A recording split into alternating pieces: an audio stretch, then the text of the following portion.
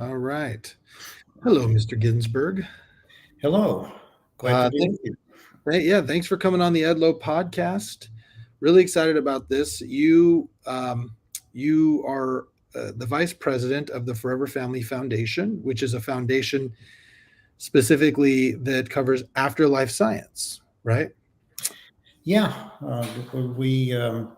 we're interested in both helping the bereaved through information, and it's kind of a convergence of science and spirituality together. So we're interested when we say afterlife science, any phenomena that we think is evidential that shows that our consciousness can survive a physical death.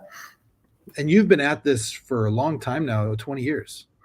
Yeah, we started the foundation in 2003, so it's 20 years now. Wow. How does And that feel? well, if we were having this conversation 20 years ago, I would laugh at it, saying, this guy's just deluding himself because I was a left brain, thinker. I didn't believe in life after death. I thought it was preposterous. It was just wishful thinking. And my life has obviously gone in a different direction Hmm. during these 20 years. Yeah. Wow. So now, a little bit about your background. Uh, Before this, would you have considered yourself agnostic? Would you consider yourself atheist? What would you?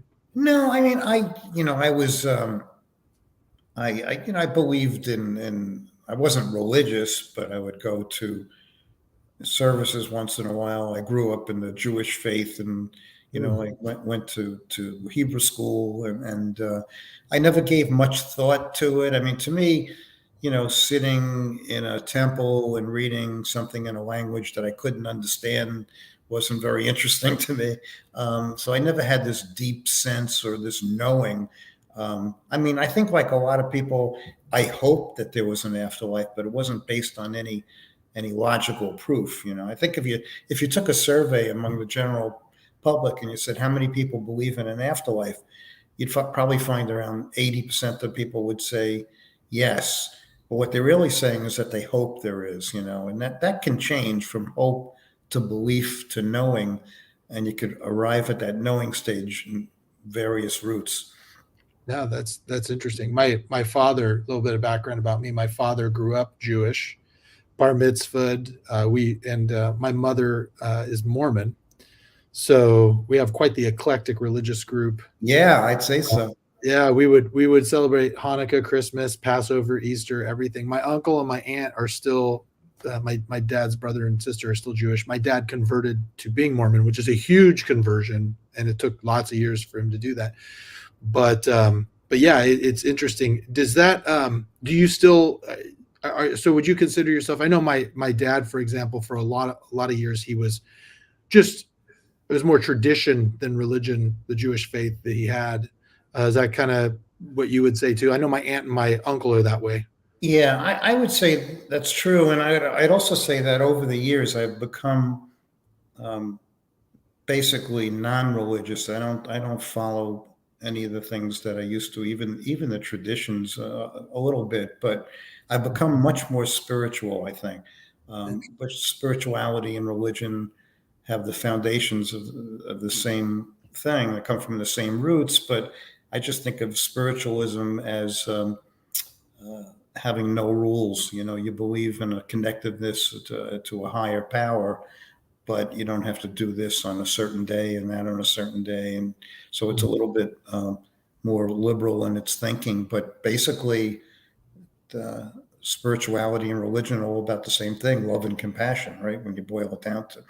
Absolutely. In fact, I had a therapist on who he deals a lot with faith crisis a while back, and he talked about the stages of faith and how there's a stage 3 where a lot of very highly religious people are, where everything has to kind of fit into a box, and then something happens to put you into stage 4 where you start questioning those things. It's something that typically doesn't fit in the box, and stage 5 is where you get to a place where you kind of pick and choose those things that serve you, and kind of go away from those that don't. So it's actually pretty, that I think is more of a spiritualism like of what you're speaking.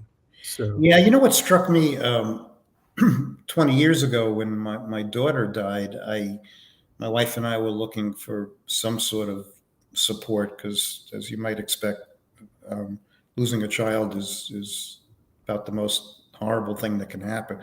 And so I found a support group that was for bereaved parents, and my wife and I drove an hour to this group, and we walked in, and some people that were deeply religious before their child passed away, they were so angry. I mean, I wasn't prepared for that. They were like, F God, I mean, I was told that if I did this and I did that, and, I would be blessed and I would have good things happen. And, I kept on my end of the bargain and God didn't. And I walked away with that just somewhat perplexed because religion can be a wonderful thing, but could also be, divisive at times and lead to various emotions and feelings and guilt and anger. So, yeah, and that's the thing, right? Is that that's I think what this stages of faith concept really talks about is that there's everything fits in the box until something like the death of a child doesn't fit into it, and you sit there and you go, well, I was told if I do all these things I'll be blessed, and now the worst thing that could have possibly happened,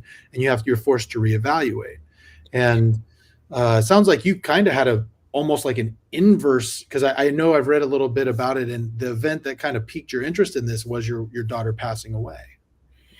yeah, I mean, that I didn't think I'd ever recover from that. I really wanted to die.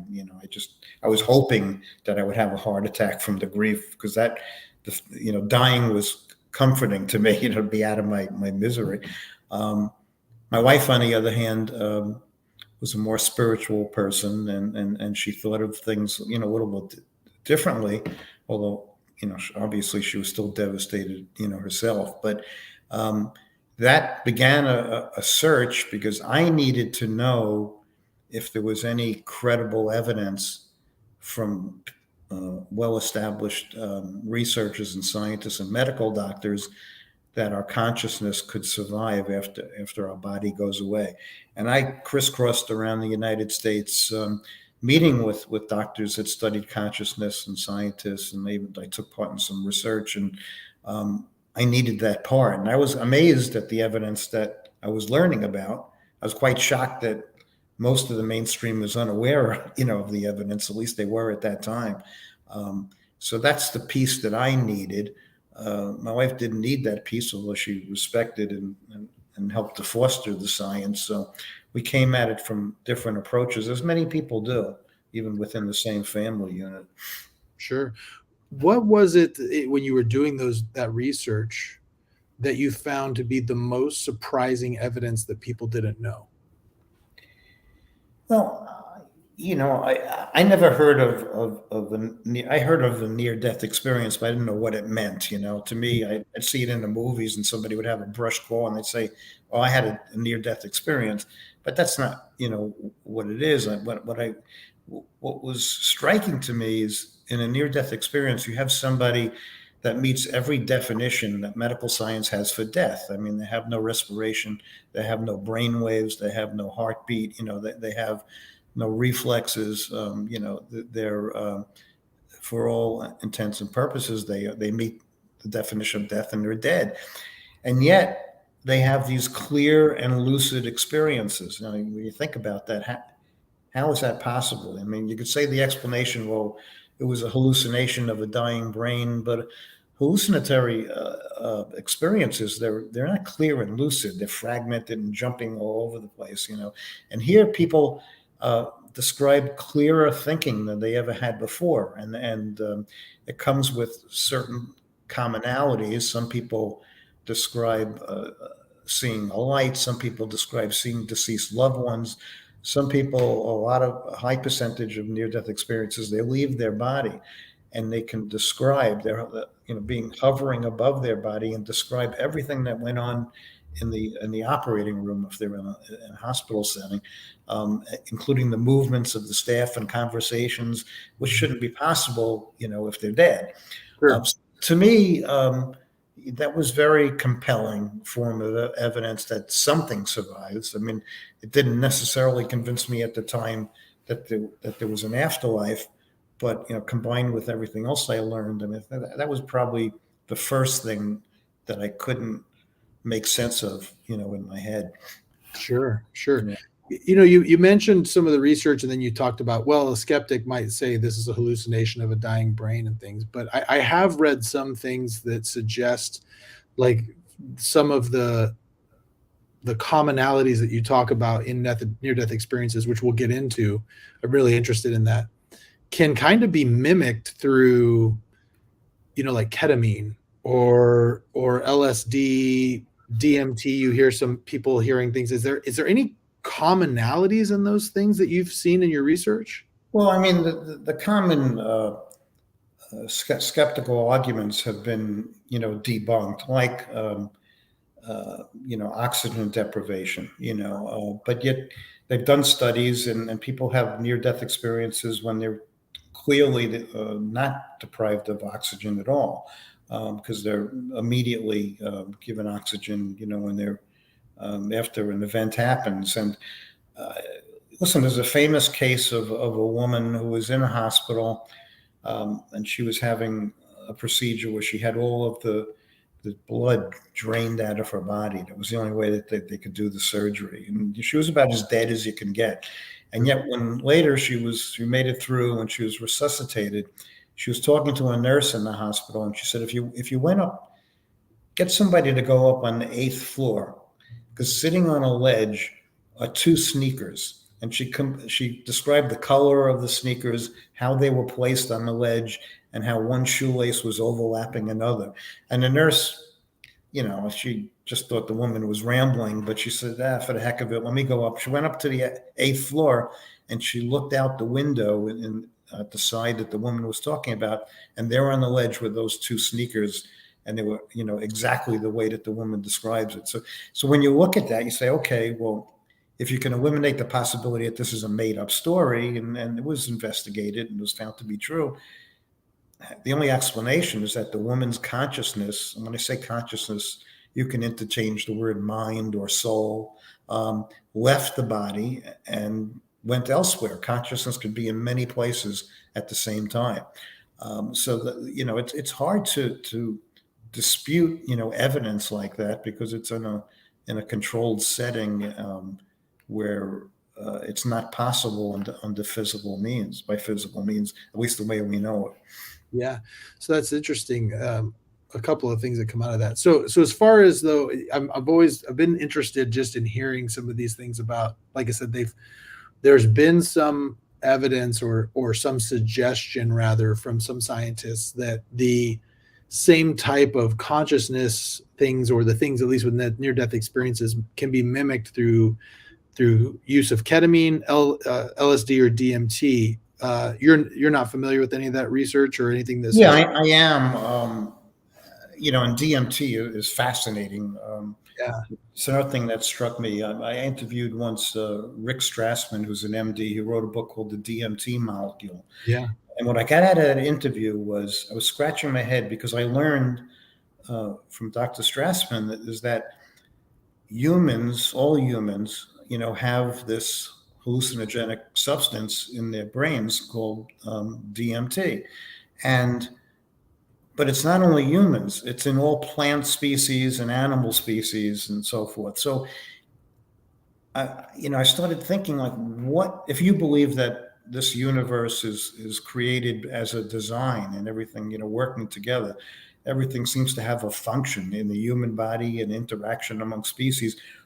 What is the purpose of having such a substance in your brain? Maybe that's a possible explanation of how we connect to these non-physical realms.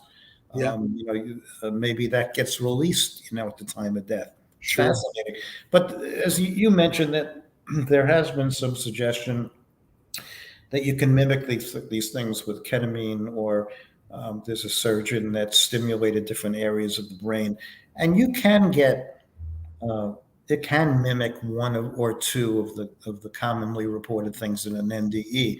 But people don't report having conversations with deceased loved ones. They don't describe these heightened sensory experiences, with descriptions. Mhm. being imbued with tremendous amounts of knowledge, not wanting to come back, and so forth. So I think that, and by now, I mean, there are tens of thousands and upon thousands of near-death experience reports from all over the world. What's interesting is that, it's still, you have this pure experience, but then you're faced with the task of trying to put the ineffable into words. Right. So, somebody in a different country, excuse me, might describe seeing Jesus, or somebody might describe seeing Muhammad. It depends on their religious and cultural influences, but they may be seeing the divine, but when they have to put it into words, everybody's going to have a different description. But That yet, was actually, sorry to interrupt you. That was actually something I was really interested in talking about. Was it sounds like what you're saying is that culture or religious background does have a bearing on the type of experience someone has. yeah, well, not the pure experience itself, but in the description of it, the way Mm. you're interpreting it. Same thing happens in mediumship. I could put two qualified mediums next to each other, or three or four, and they could all appear to be receiving the same information, but the way that they translate it and communicate it may be completely different. So you'll say, well, that medium's wrong and that medium's right. So maybe the medium is getting the information correctly, but not able to put it in a frame of reference that you can understand. Mhm. So, what is it that you look for? Like, if you're researching a near-death experience, what is it that you are looking for to consider whether what they are experiencing was a true near-death experience? Well, excuse me. Well, first of all, the researcher has to have access to the patient pretty quick after they get resuscitated. Mhm. And that's the problem. And that's why most of these reports come from hospitals, Mm. because you don't want to have the accounts, diluted or influenced by outside sources. And then basically the researcher sits down um, with the patient and asks if anything, if they saw anything or experienced everything in the time that they were unconscious. And then oftentimes the patient will then describe these things that we're talking about. Well, I went through a tunnel. I saw a light. I was enveloped by love. I saw my my deceased mom and my dad. I experienced colors that I never saw before. I was floating above my body. I was able to have such clear thinking that it was. They described the experience as being realer than real. It was just like hypersensitive to everything, and getting downloads of information, much of which they still recall. Mm. And then the descriptions, the experience. It's not like a dream where you wake up and you forget about it. Many a huge percentage of near death experiences, when they come back, change their lives completely. Mm. Because lots of times that material things mean nothing to them anymore. Whereas it was dominant in their lives, because they realize there's a greater reality. So they change their style of living. They also have no more fear of death. They might have had a tremendous fear, but now that fear is gone, because they know they're going to, a place that they they see is much better than the place that they came from. And a lot of times these people are really angry when they come back, especially if they come back to a body that's racked with pain. Sure. I was good where I was. I don't want to come back. Even afterwards, like, I mean, if you talk to someone 6 months, a year later, they're still kind of bummed that they're not there. Yeah, you talk to some of the people I've talked to. It's been 40 years, and they're still bummed that they weren't that they're back here. Like, why didn't they let me in? Why was I told I had to stay? And that gets into other explanations. Why do people come back? A lot of people come back because they say that other entities told them that it's not their time, that they have Mm. more work to do on this earth plane, and but certain things are tough to reconcile. My wife passed away 2 years ago, suffering from pancreatic cancer, and she was unbelievable suffering at the end. Mm. And she even said to me, about a week before she passed, she said, "There's a line." And I said, "What do you mean there's a line? There's a line of people waiting to get in." She said, "No, there's a line and they won't let me cross the line." And she was angry. She said, "I'm dying and I'm ready to go and they won't let me." So, in my mind, even with everything that I've learned over the years, it's hard to, what is, after a certain point, what is the purpose of suffering? Yeah. A lot of my friends will say, "Well, because you still have lessons to learn." She taught me all the lessons I needed to learn. I don't see any purpose, in watching people suffer. Yeah. When I was years ago with Dr. Kevorkian, Yeah. when he was popular, I was kind of aghast. How dare him, play Mm. God. Now I think of him as a hero. You reach a certain Sure. point where it's time to go. There's no Yeah. reason for suffering. So a couple of things there. Well, it's interesting what you brought up. First, I wonder sometimes. I'm religious, and so I tend to take this information and filter it through that religious bias, right? And for example, my grandmother, when I was younger, I think I was 13. She had an aneurysm, and it changed her life completely. She never recovered from it.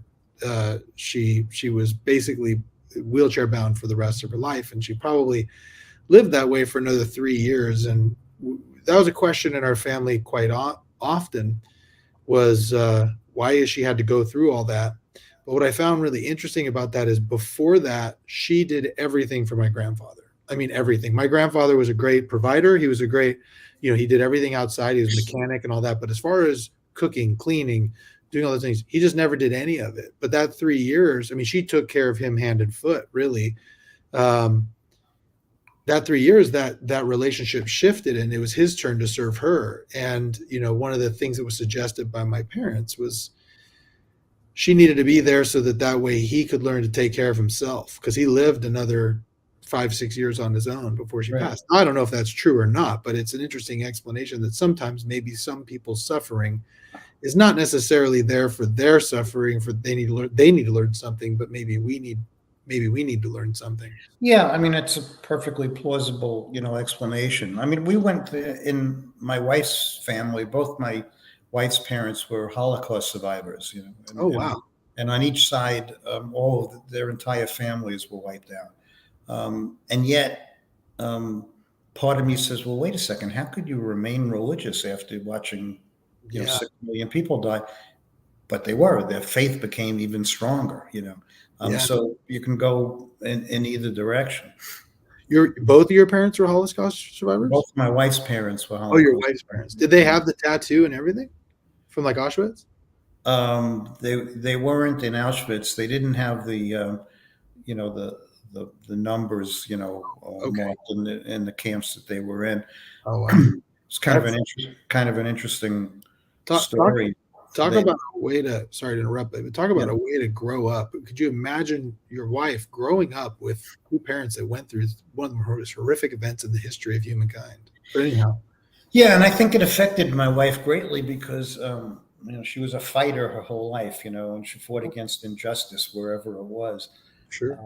and because of that. But it's interesting, what you say, because my wife's parents would never talk to their own children about the Holocaust. They didn't want to relive it, and they wanted to protect in their mind, they were protecting their kids from it. But I was the son-in-law, and I was close with them, so they opened up to me about it. So there were a lot of stories that I heard that they had never heard before. Wow, that's interesting. Right. Question going back to the near-death experiences. You mentioned that people report kind of downloading just hordes of information that they still remember. Is there a commonality of the information that they're receiving? Not that anything that's really apparent. There's just all sorts of information about subjects that they had no knowledge of before, but now they come back and they're well versed in it. Some people come back speaking languages that they never spoke before. Some people report having these intuitive abilities that they didn't have before. So they come back and hear people's thoughts, or even some are able to communicate with discarnate entities. It doesn't happen in a huge percentage, but some people do. It's just Wow. something that we've noticed over the years.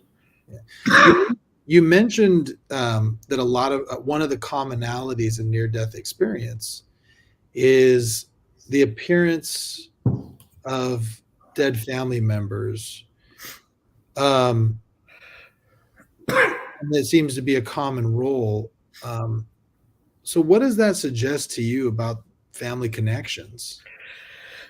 The real interesting thing are, the deathbed visions that people have. And that's, it happens in that window between actual physical death and about a week or two before. And a lot of people, I mean, you talk to people that work in hospice or doctors or nurses, and that's how they know when a person's death is imminent, because they are greeted by their deceased loved ones. And they know it's because the patients reach out their hands, to embrace, their loved one, which very often is their mom or, other close loved one. Obviously, most of the time that if you're witnessing this, you don't know who they're seeing, but it's clear that they're talking to somebody, and when a big smile comes on their face.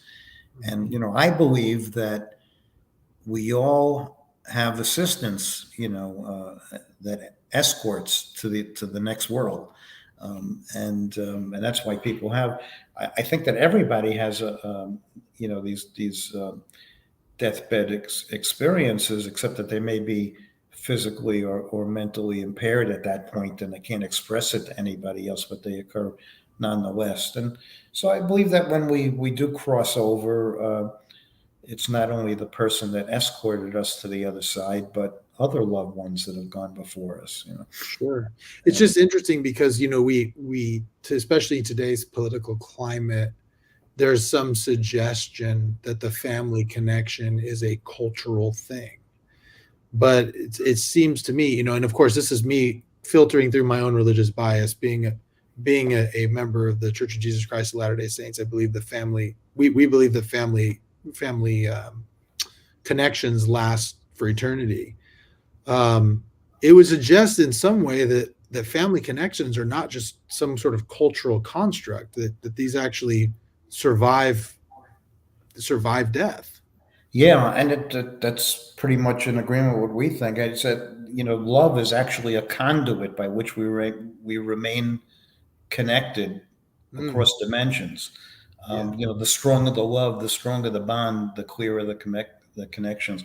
There are many progressive thinking mental health professionals that, instead of counseling their patients to disengage and get on with their life, they counsel them to continue the bond that you have with your loved one, obviously in another form. I mean, you can't hug them physically, but you're still continuing that relationship. I mean, there's nothing wrong with talking to them and trying to pick up information or being influenced by them. And people who are able to do this seem to do better in their grief than those that can't. So what you said about religion, specifically the religion that you follow, is that makes perfect sense to me. It is more than a cultural phenomenon. It's the actual, love and compassion. And, the other thing that most religions teach is that the more love and compassion and empathy that you show while you're in the physical, the better you'll be in the next world. Now, I don't personally believe in like a heaven and a hell, but I believe that that you go with like-minded people. So, somebody I mean, I would think that Hitler is going to go to a different place than I'm going to go to. He's going to be with other Hitlers, and that can't be too comfortable for him. But I do believe that it, life is a continuum and there's progression on the other side. So just because he was a sadistic, person in the physical life, that's only one little part of his soul, and that it will progress, and eventually, over time, he'll wind up where everybody else, winds up. But it's certainly an incentive to live your life differently, because Sure. I'd want to be with people that I enjoy being with on the other side. Sure. It's interesting. It's funny that you bring this up, because what you're saying is going to definitely appeal to members of my faith, because that's exactly what we believe. Like you saying things like, you may be saying this just to indulge me, maybe this about my religion, but we believe the same thing, that people go, and in some form or another, people go to places with other like-minded people. There are different levels of what would be traditionally called of a heaven, and that there is progression within that. That this life is just almost like a stop in the road of the eternities, and that it goes beyond that. But I wanted to ask you, we hear a lot about near-death experiences of things like, well, there's two questions I have for you. One, we hear a lot about near-death experiences and these commonalities of heaven. It sounds like heaven, right? I mean, going through it, seeing your loved one, seeing deity, love, getting all this information, ultra sensory. Have you heard of any near-death experiences where someone experiences going to what sounds like hell? Yeah, it happens, and probably 10 to 15% of experiences are negative in that way. And again, I think that is a product of somebody's, societal and cultural and religious views. I mean, if I was constantly taught during my life that I'm going to go to hell if I sinned, and I know that I did a lot of sinning in my life, that may filter my whole experience, because that's how I'm going to interpret everything. I don't know that that's the way it works, but that's just an educated guess. But yeah, the vast majority are heaven-like experiences, but there's a small percentage that are, as you described. Some people describe it as they call it a hellish NDE, and that obviously can't be comfortable.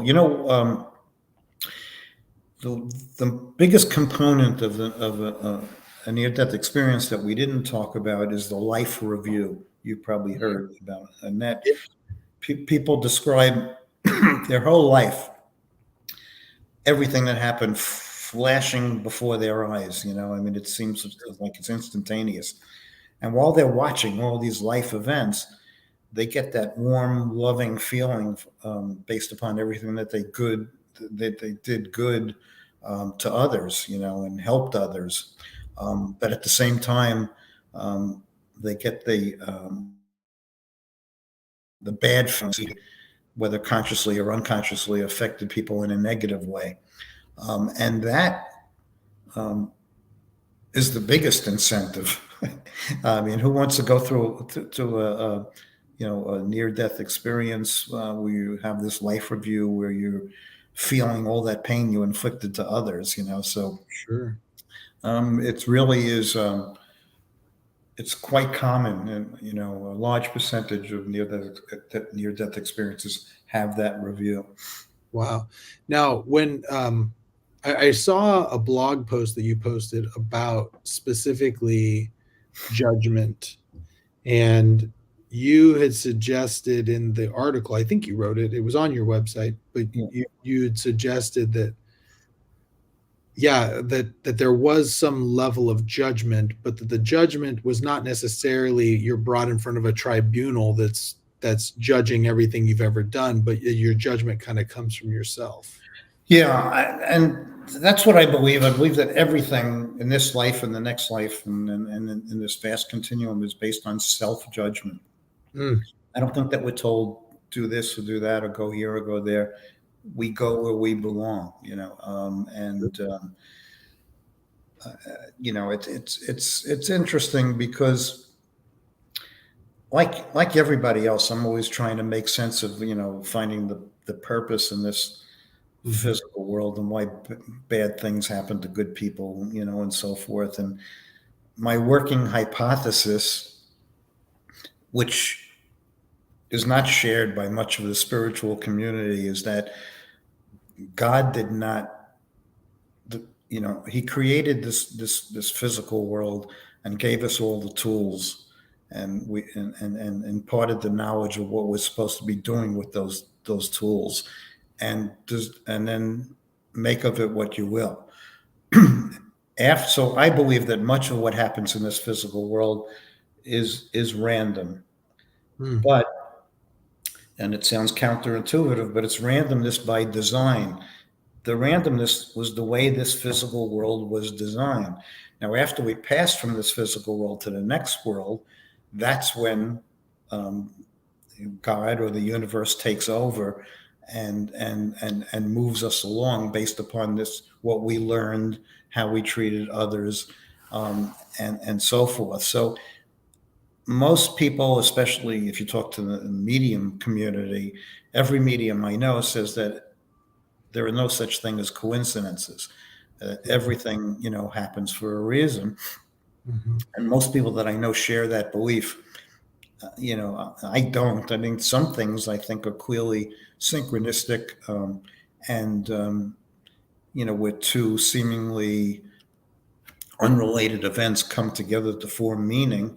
There's some sort of organizing principle that takes place, but I don't think, I do believe that, sure, some things just happen randomly. Yeah. Or maybe they don't necessarily happen randomly, but it's not like God is intending them to happen. I mean, we all have a level of what we call in our religious community free agency, free will, and Right. and someone's free will to do bad things certainly going to have an effect on someone else if the bad thing is being done to them, and that's not necessarily a God thing; it's a human thing. Yeah, I agree. We're all, it's hard to see the bigger picture when we're immersed in this physical world. I once read a book, and there were stories written by the world's greatest shamans, and I read one story that always stuck with me. He said, this physical life is like being at a football game and having ground level seats. You're sitting there and you hear the grunts and you see the violence and the chaos. But it's not until you move to the very top row of the stadium that you see all the patterns. So maybe we can't see, while we're immersed in all this chaos, that there really is some sort of a design or pattern. But eventually, that top row is when we move to the next world. We'll see the reason for all this stuff. Yeah. Going backwards, how old was your daughter when she passed away? She was 15. Oh, wow. And was that a car accident that happened, or? It was, and one of the reasons that I got into this work, so to speak, was that, my wife, on the morning of September 1st, 2002,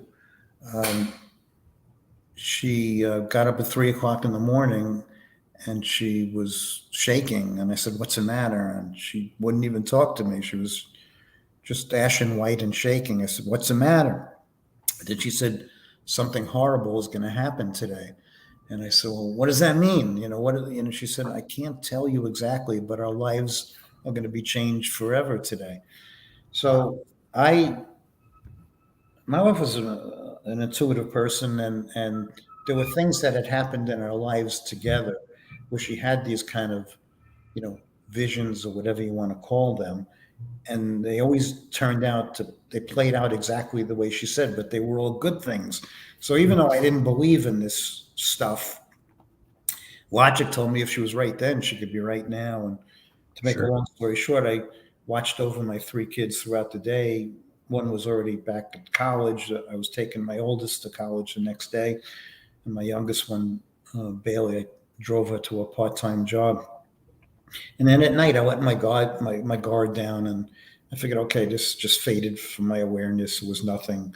and we were at a restaurant together. We took 2 cars home, and my son and daughter were involved in an accident. We passed them on the way home, and my daughter didn't survive her injuries, and my son was airlifted to another hospital with very severe injuries. So I was in, as you would expect, I was in shock for a month or more. And I didn't know whether I was going to lose 2 kids or one. And when it became clear that my son was going to recover, I said, wait a second. I remembered that morning of the accident. I said, well, how did my wife, Fran, how did Fran know? She knew because I saw her shaking. She told me something was going to happen. So I became obsessed with trying to find out how she knew. And I wanted to know, was she getting a message? And if was that message from somebody that was deceased? Was she catching a glimpse of the future? Precognition. And that's what I needed to know. I still don't have an answer. Yeah. I was going to ask you, is that a form of mediumship then? It could be, if it's mediumship, if somebody that's deceased was sending her that message. Some people just are able to catch a glimpse of the future. That's not mediumship. That's just an ability. Yeah, perhaps you can explain what a medium is. Sure. A medium, quite simply, is somebody that claims to be able to communicate with the dead, somebody that we call a discarnate entity. And there are, it depends on the information that you get. And when I wrote the book, The Medium Explosion, I didn't make a lot of friends in the mediumship community because I said, based upon my work over the past, 15 or so years and everything else that I've read and watching, 1,000 medium readings, I said 90% of the mediums in practice today cannot do what they claim. So I'm not saying that 90% are frauds. Most of them are not frauds. They just have a little bit of intuitive ability, as do we all. I mean, you have some, I have some, just in varying degrees. But that doesn't mean they should be out charging money and counseling people in deep grief. Right. So then, after meeting with scientists that studied mediumship in research settings at universities, they helped me design, my own certification evaluation process. And it's like a 7 or 8 step process. And it's extremely unlikely that anybody could pass without having really strong ability. And our own data in all those years was that we only have, I think it's 12% of the mediums that we evaluated have passed. So your foundation is the one that certifies these. And is your certification, is it considered like, the premium certification within the medium community? I mean, well, I think it is. Look, there's a lot of organizations out there. It's like, becoming their processes like mail order reverence, send me $50 and I'll give you a reverence certificate. But ours is really, comprehensive. I think that we improved upon some of the research that even the universities were doing, because ours is geared to specificity of information. So if you're the medium, let's say, and I'm the sitter, and you say, Bob, do you have a great grandmother in spirit? Oh, hell yeah! I mean, she'd be 130. So you're good. We all do, right? Yeah. Yeah, but if she said to me, Bob, I have your great grandmother Rebecca here, and Rebecca made the unbelievable Hungarian goulash and was known for this or that, specific pieces of evidence, I think you would agree that should be given more weight in the scoring than just. I'd have to mark the other thing true because I have a dead great grandmother, but it's a big difference. So we look for non-general statements. Sure. Now you mentioned you called someone a sitter. Is that the person who's sitting for the reading with the medium? Is that what a sitter is? Yes, exactly. I should have mentioned that. So in a mediumship reading, you have at least three parties involved. the person in the spirit world, we call the discarnate, the medium, his or herself that's doing the reading, and the sitter, the person that's receiving the information, which is reportedly being communicated from the discarnate through the medium to the sitter. So the medium will tell you that they're only a channel, that, that just the information is passing through them.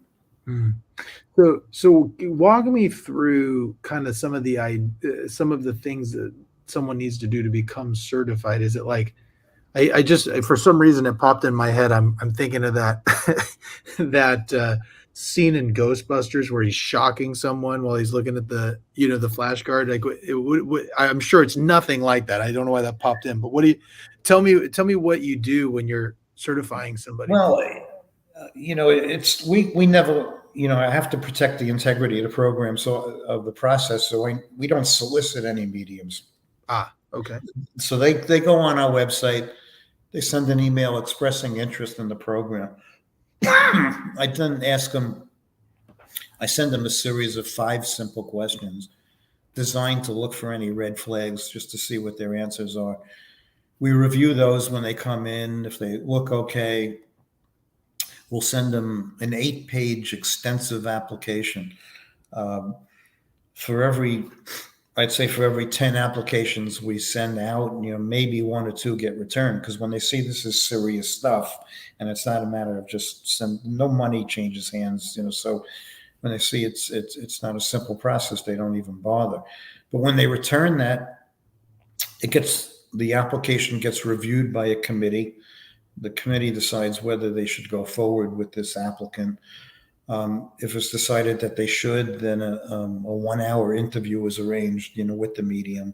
And if that looks good, they're invited to participate in a actual certification session. In the session, they do 5 separate readings for sitters that we train extensively. So the sitters know about mediumship. They know how to score the information.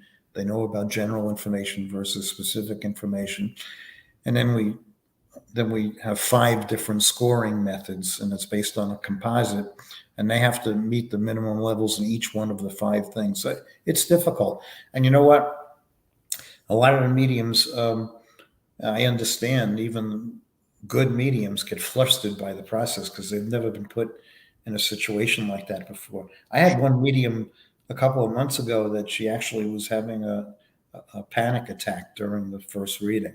I'm not a trained therapist. I had to try to Calm talk her down, while she's doing this, and reassuring her. So so for that reason, if a medium doesn't gain certification, we allow them to come back at another time to redo it when they might be better prepared. Oh, wow. Okay. So, but if someone has the Forever Family Foundation certification, in your mind, that gives them more credence that they actually are truly a medium. Yeah. And quite frankly, and listen, we've been doing it since 2005. I think we have 25 mediums that we've certified over those 17 years. Wow, that's it? That's it. So, and even the best mediums in the world, they're 85 to 90%, accurate. So, mediums are still going to miss things, and it's never a guarantee. What we found over the years is that the mediums we've certified are more consistent. They very rarely don't connect. And the information is consistently at a high level. So when someone's going through a mediumship, they're sitting for medium for this, I don't know what you would call the session. Yeah. What happens when they connect? Is it different for each one? Each medium have a different process, or? Yeah, well, each medium connects in different ways. Some mediums receive information differently. Some hear voices, some just hear thoughts. Some people actually see the discarnate. Some people, it's more of a sense of presence, and the information is communicated, telepathically. And sometimes the information doesn't flow right away. It's like building on it, and then it's important for the sitter to acknowledge in yes or no type answers. Yes, I understand. No, I don't. So the medium knows if they're on the right track. But sometimes, I'll sit there in the medium and the whole session is pretty much not getting anything. And it happens. It happens more often than you think with the mediums are coming to us. So even though the application is good and the interview is good, then they go through the session and I can't believe that they're even practicing as a medium. So I can't explain it, but yeah. Do you have an experience? One of the questions that was asked was, we'll kind of limit it to mediumship, but so what's your most scariest experience? Have you ever had a scary experience with a medium? Something that really tripped you out? Not really scary. I was always curious. It dawned on me after doing this for a number of years is that why does I never hear a medium bring through negative information? I mean, clearly there's good and there's evil in this world, and there's positive and negative. And their answer is that they, before a reading, they'll talk to their guides or to the universe or to the God, and they'll say, please only give me, light and not dark, and they don't get bit. Now, some mediums do get dark kind of information, but they're professional enough to not to convey that to the sitter. Sure. So they don't give them that. I mean, my first experience with a medium, and maybe that might be more in line with the specific question. I didn't believe in mediums when I went. It was before we started the foundation. My wife dragged me to see this fairly well-known medium, and we were in a dark hotel room with 10 other people, and the medium all of a sudden started talking in this. She was a female. She was talking in this deep male voice. It was kind of scary to me. I was like, whoa, what am I doing here? This is ridiculous. Some mediums actually, they channel, where their explanation is that the discarnate entity takes over their body and talks through the medium's vocal cords. I mean, I've experienced that before. That was a little unsettling, except I walked away from that. The medium gave me 3 pieces of information which were so specific that it was impossible, for them to know. Nobody in the world knew except my wife. So I remember driving home that night, scratching my head and trying to figure out the trick, and I couldn't come up with anything. And so that kind of, I wouldn't say I was convinced at that point, but it opened the door to further exploration. Interesting. Another question that was asked was, do you feel it would be difficult for a loved one who has passed on to communicate with someone they had a message for without the service of a medium?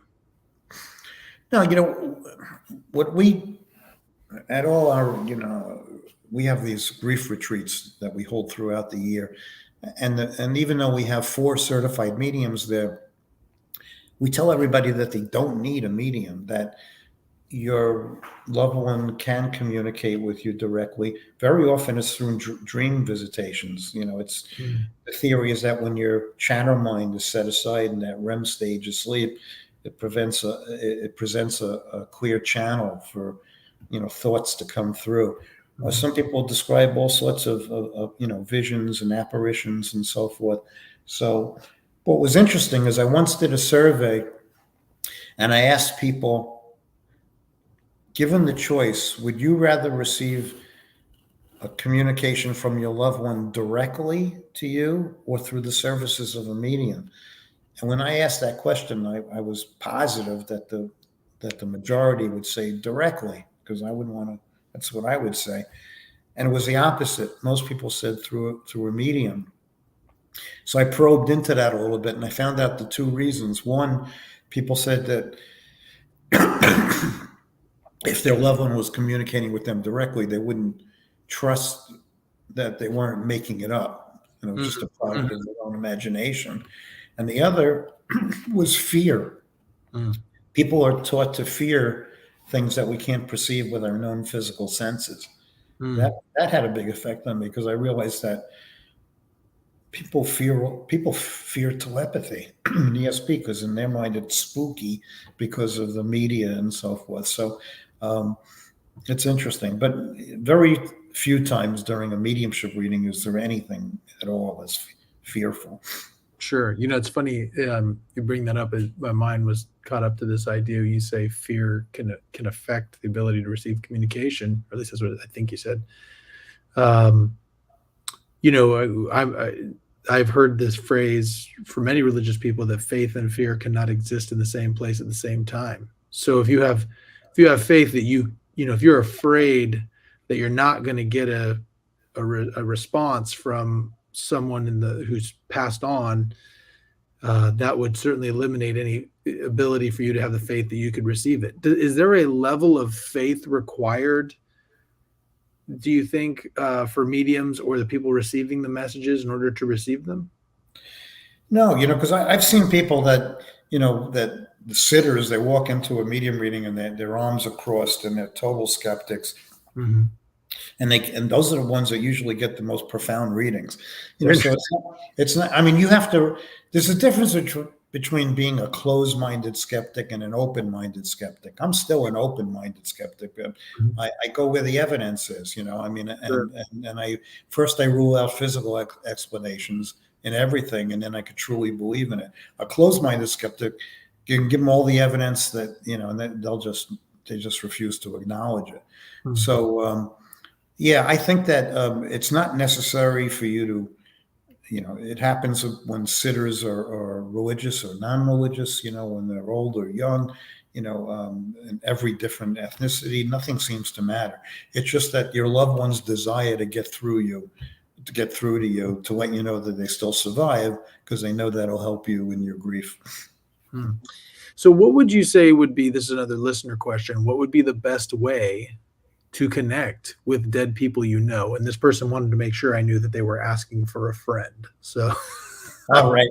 Well, yeah. I mean, I wish I had an easy answer. A lot of, I mean, you can't force these things to happen. A lot of people will say that getting into any state of altered consciousness, whether it be through meditation or music or art or nature, when you're putting that monkey mind to rest, and is helpful.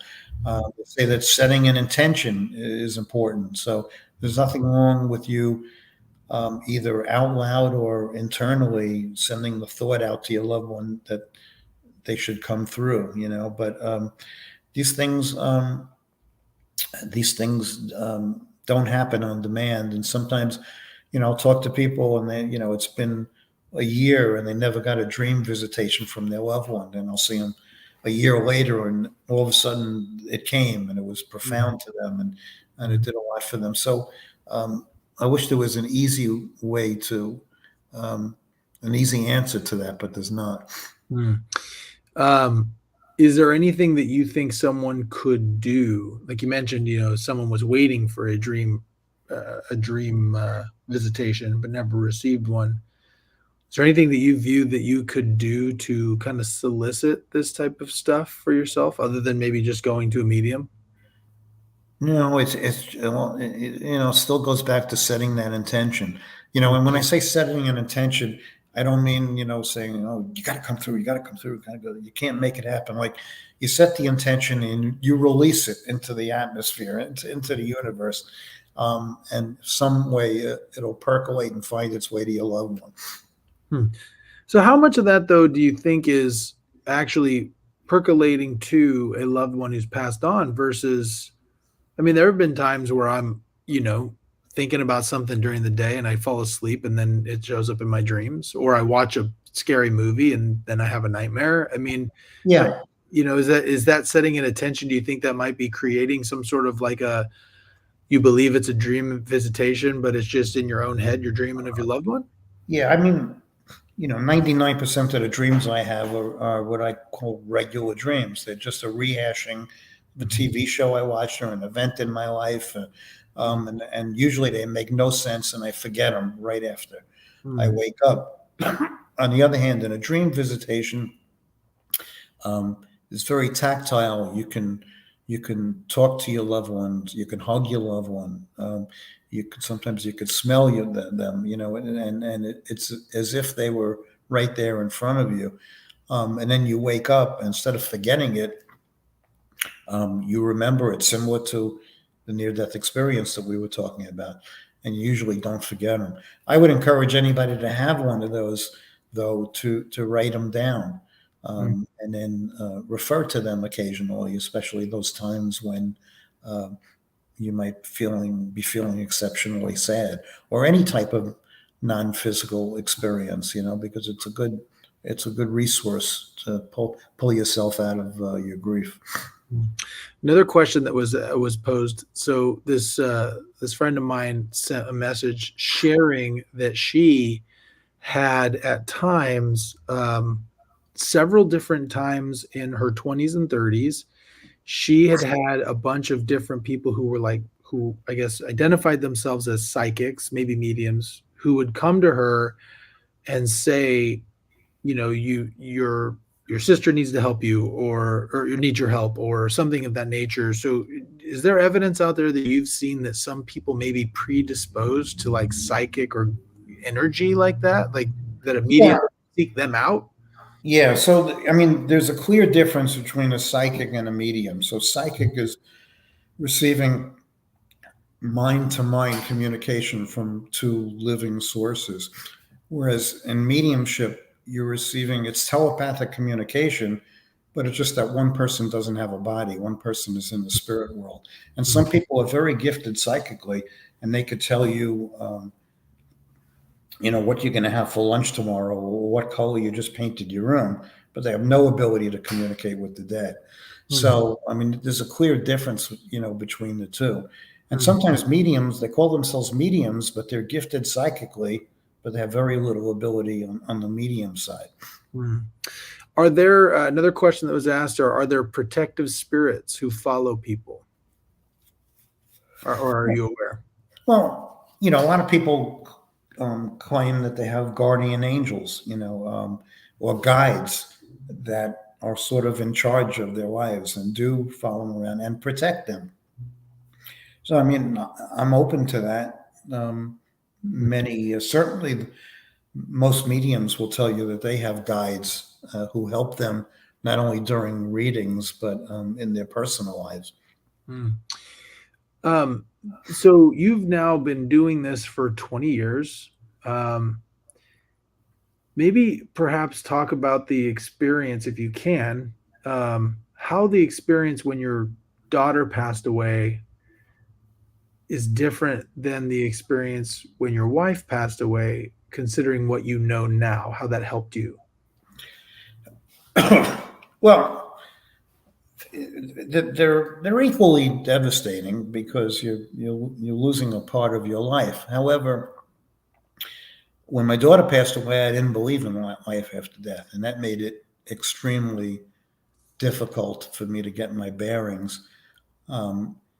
And when my wife passed away, obviously, fast forward all those years, even with all the knowledge that I have about life after death, it was still utterly devastating to me. But it's not that same profound sadness that dominated my life, with my daughter, because now I know more. I believe she's in another place. I know she's in another place. So in that respect, sounds stupid to say better equipped, but I'm better equipped to handle such a profound loss where I wasn't equipped at all, the first time. The other thing I might add is that so in September, my house was wiped out in the Hurricane Ian, and so I lost everything. And then I live on a barrier island. So, everybody was in the same boat. Everybody, kind of lost their houses in varying degrees. And, listening to all the comments of all the people that are posting stuff, and it was like, a lot of people, a lot of my friends were asking me, like, why are you not more upset? I mean, you just lost your house and everything in it. I suppose there's a profound difference to grieving the loss of material things than to the loss of a loved one. You can't even compare the two. I don't have that same pit in my stomach that I had, with the other losses. So that, I mean, I grew from that because we put way too much value on things, on physical things, and in the big picture, mean nothing.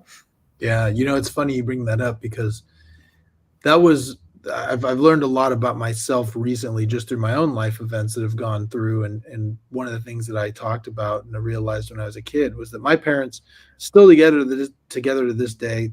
They never gave up on each other, but there was a time where they were really struggling, particularly when I was middle school through high school. They really just they had a rough go there, and I remember a lot of what they were fighting over, was my dad had some demons that he was working through, and then there was never seemed to be enough money. They just struggled a little bit financially. And so I remember growing up and thinking, well, if I don't do drugs and I have all the money, I'll be happy, and Right. and then I realized over the course of time, it was funny because I found myself, and I don't think it's wrong to necessarily pursue uh, good financial, having financial freedom. I've done very well for myself financially, but I noticed that I would start doing things like I'd be like, I had a list of things. It's like, okay, if I have the big house, like then I'll be happy. And then I'd have the big house. I'm like, if I have the fancy car, Yeah. and then it was like ridiculous stuff, right? Like if I have a pinball machine, like I buy Yeah. a pinball machine, and it's like these things are like cool for a couple of months, and then next thing you know, they're just there. And I realize these things are fun, they're great to have, but they don't bring lasting happiness. What brings lasting happiness is experiences with your loved ones. Yeah. And and Couldn't agree more.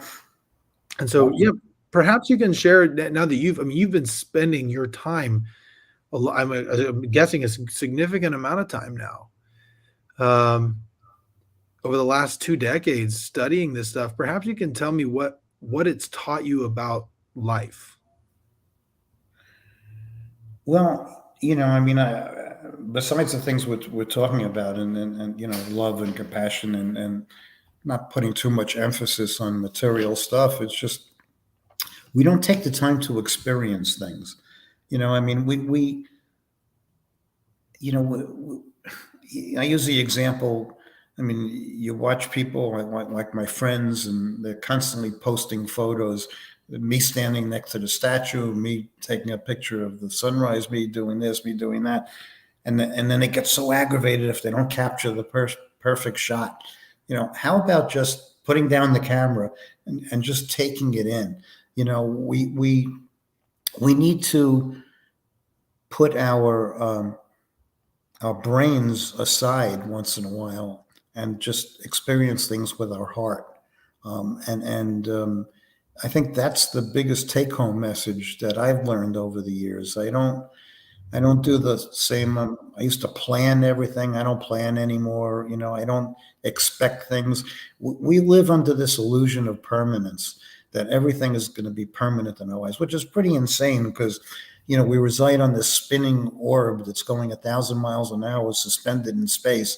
I mean, what's permanent about that? Right. But if you live your life with the knowledge that what's here today may not be here tomorrow, you'll live your life differently. You'll say things to your loved ones that you didn't say, before, and you'll do things for other people that maybe you just kept putting off because, living as if this, was your last physical day can be valuable. Yeah. Yeah, I 100% agree. I remember a while back, I took my two sons. I have four kids. They're two boys and two girls. I love them to death. 16, 14, 11, and 9, and they're so great. I love my kids more than anything, really. But I took my two boys. We went back to Chicago. Uh, big pro wrestling fans, and I set up this weekend where we went to this pro wrestling event, and then we went to Wrigley Field to see the Cubs play. And I remember sitting there watching the Cubs play with my two sons and just looking out and going, this is what makes life worth living. Right. The simple things. Yeah. I mean, that wasn't a simple thing. It was an expensive trip, but like the thing is that I got more enjoyment out of that than I think I could ever buy, those experiences that you get with your loved ones. I mean, when I reflect, back on my life, I mean, I don't remember the birthdays and the trips and the anniversaries, but it's it's like you say, just driving in the car with your son or your daughter, listening to music, and the sheer joy of it, of the moment. And we have these little moments that we tend to dismiss instead of treasure them. Yeah. How does your knowledge now of the afterlife? It sounds to me like you say you're kind of a skeptic, but it sounds like you've come to at least a faith, if not a knowledge, that there is life after death. How does that shape you now? Well, the most obvious consequence of all that work is that I have no fear. I mean, I lived most of my adult life and having a tremendous fear of dying. It affected the way I lived. I just couldn't imagine being extinguished forever. I mean, what's the point? It's just a cruel joke. You just live this life, and then you're gone. You expire. So, believing that this is just a little physical blip and we continue, I think it allows you to live your life more fully, instead of living in fear. Just you can live in joy more. Yeah, I agree. So looking at your book here, I'm actually looking at a copy of it. I picked up a copy of the Medium Explosion, and so that's it's all fuzzy because of my thing. The Medium Explosion, and how long has that been in print now? It's been in print probably about 2 years now. Yeah. I just finished up another book, but it's not ready to go out. But I mean, if people want to learn more, as you went on our website, foreverfamilyfoundation.org. I think that article that I wrote that you referred to was on my blog, beyondthefivesenses.com. So. Yeah. And you also, I don't know if you still do it, but I know for a time you were doing a radio show as well on your. Yeah, we still do it every Thursday night. And we have every show since 2005 archived on our website. So that's awesome. Yeah. And I also saw that your Family Forever Foundation, they're all volunteer, right? Yeah. Nobody in our organization has ever gotten paid. And it's quite amazing because, now we have 13,000 members in 76 countries, and we do all these things and no money changes hands. So, I mean, that's amazing. Yeah. And the fact, the proceeds from your book, The Medium Explosion, the proceeds go back to the foundation, right? Yeah. I mean, we don't charge for membership either. So we have to raise money somehow so we do the, webinars and raffles and retreats and various things and people are fortunate, send in donations. So I think if you're doing things for the right reason, that the universe has a way of providing and keeping things going. It does. Perhaps as we're coming to a close, I really appreciate your time. Perhaps you can tell me what message that your work, your passion really, what message you'd use with this research for those who are grieving.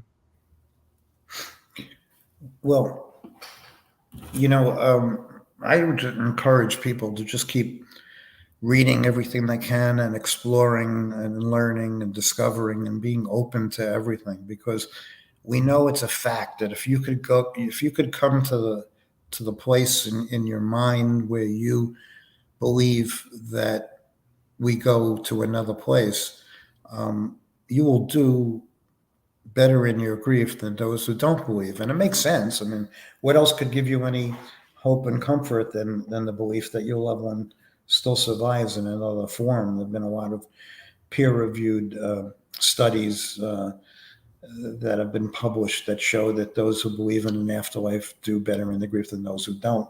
And that's just makes perfect sense to me. So I would just encourage everybody to remain open, and just keep discovering and see what happens. All right. Well, I appreciate that. And I have one last question. I know you've been. I also say I know you're fighting a cold. Appreciate you indulging me while you're fighting the. Yeah. Last question I have. We hope it's not too. It's not too soon, but one day you're going to pass. There will be a funeral. And someone traditionally gives a eulogy of some sort. What would be the one thing that you would hope would be said in your eulogy? Just simple.